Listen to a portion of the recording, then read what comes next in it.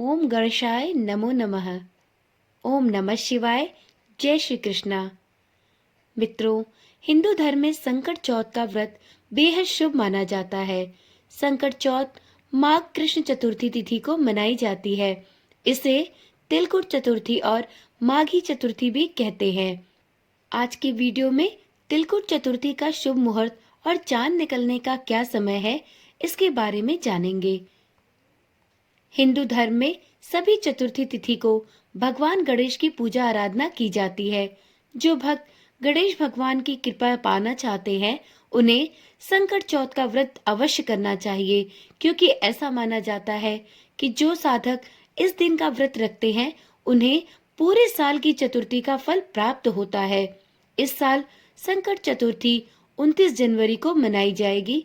सोमवार के दिन संकष्टी चतुर्थी सकट चौथ का पड़ना बहुत ही शुभ माना जाता है।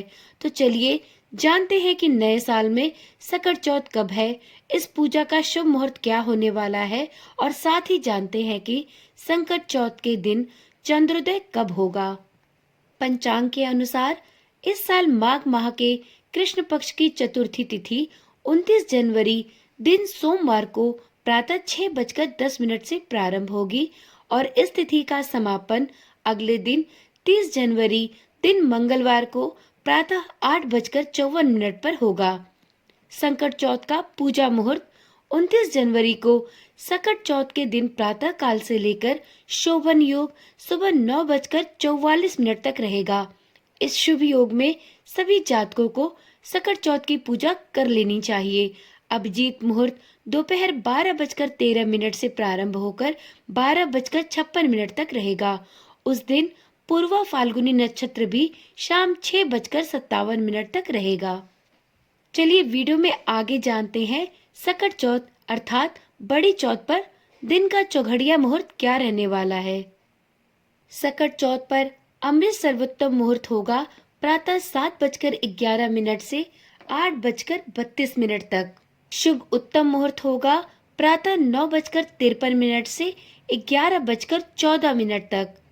वहीं चर सामान्य मुहूर्त होगा दोपहर के 1:55 से लेकर 3:16 तक। लाभ उन्नति मुहूर्त रहेगा दोपहर के 15:16 से लेकर 4:37 तक। वहीं अमृत सर्वोत्तम मुहूर्त रहेगा सायं 4:37 से लेकर 5:57 तक।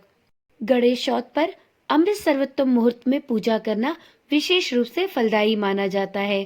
तो चलिए अब जानते हैं कि गणेश चौथ अर्थात तिल चौथ के दिन चंद्र अर्घ का समय क्या होने वाला है। तो गणेश चौथ के दिन चंद्रमा थोड़ा देर से निकलता है, क्योंकि कृष्ण पक्ष की चतुर्थी को चंद्र का उदय थोड़ा देर से होता है। इसलिए चंद्र अर्घ का समय होगा रात्रि 9:10 पर। इस व्रत में चंद्रमा के उदय के लिए व्रती को थोड़ी प्रतीक्षा करनी पड़ती है। पद्म पुराण में संकट चौथ का वर्णन किया गया है। जो निर्जला सकट चौथ का व्रत रखकर गणेश जी की पूजा करता है, उसके सभी संकट दूर हो जाते हैं। सकट चौथ की पूजा में गणेश जी को तिल और गुड़ से बने तिलकुट का भोग लगाते हैं। सकट चौथ के पर्व पर महिलाएं अपने परिवार की सुख समृद्धि के लिए निर्जला व्रत रखती हैं और गणेश जी तथा शिव परिवार की पूजा अर्चना की जाती है। साथ ही चंद्रमा को अर्घ देकर ही व्रत का पारण किया जाता है। सकट चौथ के दिन व्रत रखना बहुत ही शुभ माना जाता है। माना जाता है कि सकट चौथ के व्रत में चंद्रमा को अर्घ देना विशेष रूप से महत्वपूर्ण है। गणेश पूजा करने के बाद रात में विधि पूर्वक चंद्रमा को अर्घ अवश्य दे और उसके बाद ही प्रसाद ग्रहण करे। साथ ही पूरे परिवार को भी प्रसाद का वितरण अवश्य करे। वैसे तो सकट चौथ का व्रत भगवान श्री गणेश को समर्पित माना गया है। आज के दिन व्रती महिलाएं अपने संतान की लंबी आयु की कामना के लिए इस निर्जला व्रत को रखती हैं। सकट चौथ का व्रत भगवान श्री गणेश के पूजन के साथ ही चंद्रमा को अर्घ देने के बाद ही संपूर्ण माना जाता है। मान्यता है कि सकट चौथ के दिन चंद्र दर्शन आवश्यक होता है, लेकिन कई बार संकट चौथ पर बादल या धुंध के कारण चांद नजर नहीं आता, तो महिलाएं परेशान हो जाती हैं।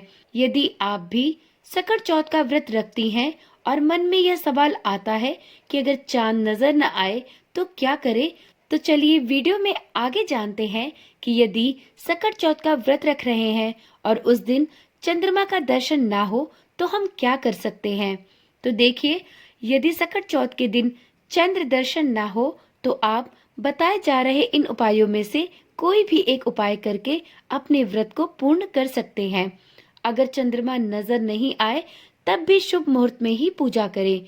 इसके लिए चौकी सजाएं, उस पर लाल कपड़े के ऊपर चावल से चांद की आकृति बनाएं। ओम चतुर्थ चंद्राय नमः मंत्र का जाप कर चंद्रमा का आवाहन करने के बाद विधि विधान से व्रत को पूरा करें। यदि चंद्रमा नजर न आए तो आप भगवान शिव के मस्तक पर विराजमान चंद्रमा के दर्शन भी कर सकते हैं। तत्पश्चात चंद्रमा की पूजा करके अपनी मनोकामना कहें और उनसे क्षमा याचना करके व्रत का पारण कर लें। यदि चंद्रमा नजर न आए तो आप अपने प्रियजनों से भी चांद निकलने का समय पूछकर उसके बाद उस दिशा में मुंह करके अपनी पूजा यथावत प्रारंभ करें और चंद्र देव से क्षमा याचना करके अपनी पूजा को पूर्ण करें। तिलकुट चौथ पर चंद्रमा न दिखने की स्थिति में आप जहां पर चंद्रमा दिखा हो वहां से तस्वीर मंगवाकर उसके दर्शन करके भी अपने व्रत को पूर्ण कर सकती हैं। अगर चांद ना दिखे तो घर के बड़े बुजुर्गों का आशीर्वाद प्राप्त करके भी व्रत को संपूर्ण किया जा सकता है। आप चाहे तो चांद के दर्शन न होने पर एक थाली ले लें, उसमें चावल लेकर उसे चांद का आकार दे, तत्पश्चात उस चांद के आकार को ही अर्घ देकर अपनी पूजा को संपूर्ण करें। तत्पश्चात व्रत का पारण करें और मन में किसी भी प्रकार की दुविधा या उलझन ना पाले। शांत मन से अपनी गणेश चौथ की पूजा को विधिवत संपन्न करें। तत्पश्चात बड़े बुजुर्गों का आशीर्वाद लेके अपने व्रत का पारण करें। यदि आप अच्छे मन से इस पूजा को संपन्न करती हैं तो गणेश भगवान की कृपा अवश्य ही प्राप्त होगी और आपके किए गए पूजा का फल आपको अवश्य मिलेगा। इसी आशा और उम्मीद के साथ इस वीडियो को यहीं पर समाप्त करती हूँ। आशा करती हूँ कि आपका आने वाला गणेश चौथ का व्रत भली प्रकार से संपन्न होगा। तो चलिए आज की वीडियो यहीं पर समाप्त करती हूँ। यदि वीडियो अच्छी लगे तो इसे एक लाइक अवश्य दे। फिर मिलती हूँ एक नई वीडियो के साथ। तब तक के लिए ओम नमः शिवाय, जय श्री कृष्णा, राधे राधे।